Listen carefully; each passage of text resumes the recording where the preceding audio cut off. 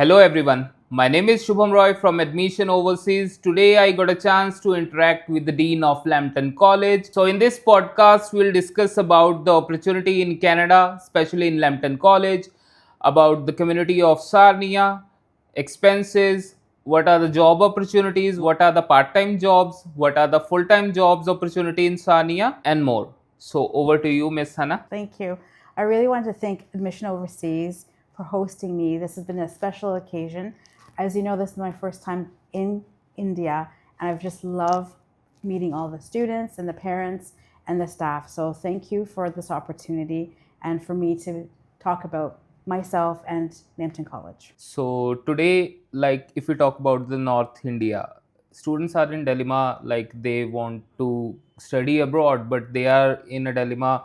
Either we go to Canada, UK. Like if they want to go to Canada, then in Canada, which institute is best for them? Well, obviously it's Lambton College. That's fantastic. Yeah, because Lambton College is a community college. We are, if you consider the way you classify cities in India, tier 1, tier 2, we are a tier 2 city. We are, a population of 75,000. However, we're also close to Toronto, Brampton, and Mississauga. We have everything that Toronto and Mississauga and Brampton have. Our shopping centers, our hospitals, our infrastructure, transportation. But we don't have the congestion, the traffic, the high cost of living, and we don't have all the issues that go with a big city or a big community. Just think of Chandigarh versus Delhi. It's the same thing, Toronto versus Sarnia. We also have a location in Ottawa. So Ottawa is the capital of Canada. Again, it's a bigger city, bigger than Sarnia, but it doesn't have the big city dilemma and problems. The cost of living in Sarnia is very affordable, as it is in Ottawa. For our students, international students, when they come to Sarnia, they're paying on average about $500 to $700 for rent with 2 to 4 roommates. That's fantastic. I can't say the same thing if they're living in the GTA. The GTA standing for the Greater Toronto area. So for us, why come to Lambton? Well, it is a community college where we actually know the names of our students. We know who they are. We know what they're studying. So we can help them in their academic journey. On top of that, we have one of the best onboarding programs in any institution in Canada. We set them up when they apply. They get invited to join a WhatsApp group for each cohort that we have. So they're able to meet their classmates before they get to Canada. They're able to ask their senior students about Canada, about program. We had students asking, should I buy a winter coat here in India or should I wait to get to Canada? Should I buy my laptop here or should I wait to get to Canada? So these are really good ways of setting up students to succeed, for their success, and to integrate into their new home, because their new home is Canada. That's fantastic. So can you please put some light on the job opportunities in Sarnia? So that's another question that the parents ask and students ask. So the funny thing is, traditionally in international students, not just in India, in most countries, they usually don't work before they start their post-secondary. They study for their university exams. Mom and dad takes care of them. Yeah. But when they come to Canada, we want them to get a part-time job. Why do we want them to get the part-time job? It's not just because of the financial impact of it. They can only work 24 hours. That's the legislation, right? With a study permit, you're only eligible to work 24 hours per week, up to full-time hours when they're on an academic break. But we need them to get that Canadian work experience. They're coming from abroad. They're starting at ground zero. Nobody knows who they are. They don't have any traction. So to build their resume and to build their soft skill sets, they need to have that Canadian work experience. So working in a restaurant or working in the grocery stores, these may not be the careers that they're going to end up having, but it's a good way to develop their speaking skills, their networking skills, and also getting their resume padded. So when they do get that co-op job, when they do go to their post-graduation work permit, they have a legacy of these part-time jobs. Lambton also provides supports for international students. We help them with their resume building. We help them with their elevator pitch, we call it. So you've got 30 seconds to explain who you are and networking events. We have on-campus job fairs. So we also have, in the co-op programs, we have a co-op placement program. So they develop every semester until they get to that co-op how to create the resume, like I mentioned, and how to use software to do a mock interview. So they're able to do an interview, and the software tells them what they're doing well and what they need to improve upon. So getting a part-time job, especially right now with the reduction in the student numbers, the focus is on getting the students to have an ideal experience. So you're seeing more and more job opportunities for part-time for international students. That's fantastic. So Lambton College, the aim of Lambton College is to make the international students perfect for their full-time job. Absolutely. And for their future. Absolutely. In the Canadian economy. So if you look at our programming, we are one of the leaders in our post-graduation, let's say, transition. So our programs are 2 years, so 4 semesters. So the first year is your term 1 and your term 2. Then you have traditionally an academic break where you can work full-time. And then they come back for term 3. And then the last semester is their co-op. So in their co-op term, they're eligible to work anywhere in Canada on an open work permit. We also have something called work integrated learning. If they choose not to do the co-op, they can also do a work integrated learning semester where it's a simulation of a work environment where they're working in teams and they're being introduced to the sector from our co-op and career services. That's fantastic. So it will help more applicants to get the international exposure, right? Okay, that's fantastic. So can you please put some light about the housing things, how much applicant needs to, how much student needs to expense on like housing, grocery, transportation? Absolutely, yes. As you know, the cost of living globally has gone through the roof since COVID, with supply chain issues and housing and infrastructure problems. So with the reduction in student numbers in the past year and a half, 2 years, this has alleviated some of the problems related to housing. Housing rental rates have decreased, especially in university and college towns.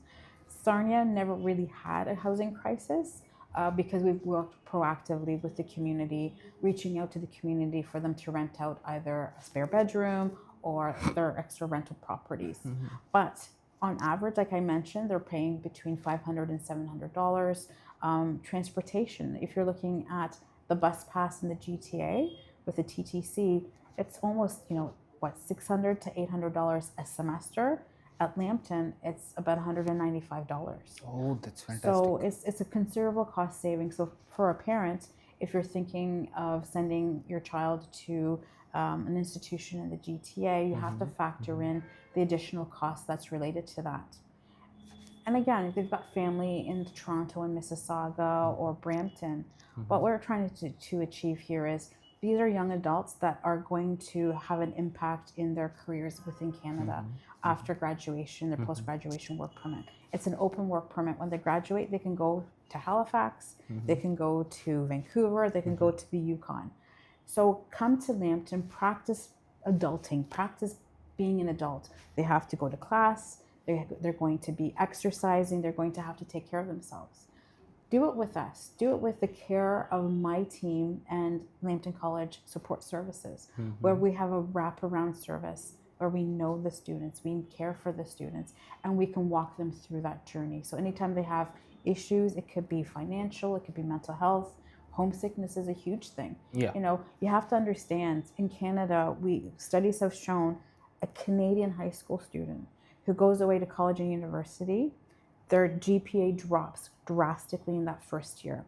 They also tend to gain about 10 pounds. It's called the Frosh 15. Frosh means, it's a slang term for the first year.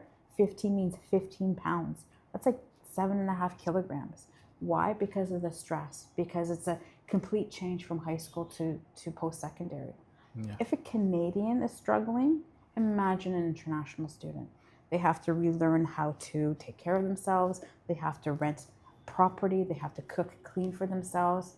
Oh, by the way, they have to go to class, get good grades.